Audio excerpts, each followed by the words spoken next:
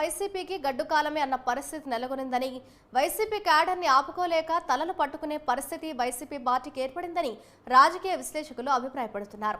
Paruchuru Telugu Desam party అభ్యర్థి ఏలూరు సాంబశివరావు ఆధ్వర్యంలో నిన్న వైసీపీ సర్పంచులు, ద్వితీయ శ్రేణి నాయకులు దాదాపు 100 కుటుంబాలు చేరగా నేడు కూడా దాదాపుగా 50 కుటుంబాలు చేరాయి.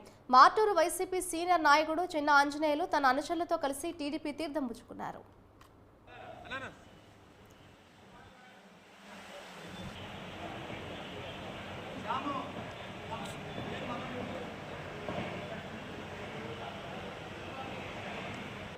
నిలబడబోతున్న నన్ను బలపరచడానికి మీ అందరూ కూడా ఐకమత్యంతో కలిసికట్టుగా వచ్చి సంఘీభావం తెలియజేసి కలిసి నడవడానికి తీసుకున్న నిర్ణయానికి మనస్ఫూర్తిగా మీ అందరికీ ధన్యవాదాలు, కృతజ్ఞతలు తెలియజేస్తా ఉన్నాను.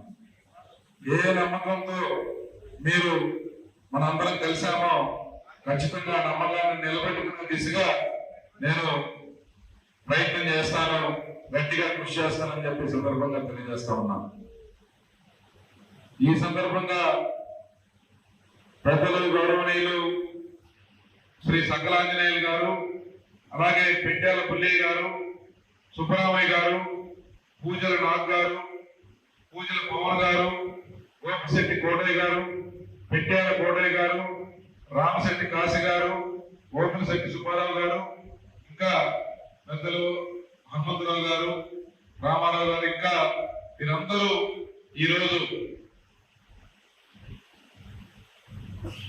ఐకమత్యంతో మద్దతు ఇవ్వడానికి ఇక్కడికి వచ్చినందుకు మనస్ఫూర్తిగా ధన్యవాదాలు, కృతజ్ఞతలు తెలియజేస్తూ ఈరోజు ఒకటే మనం గమనించాలి. గత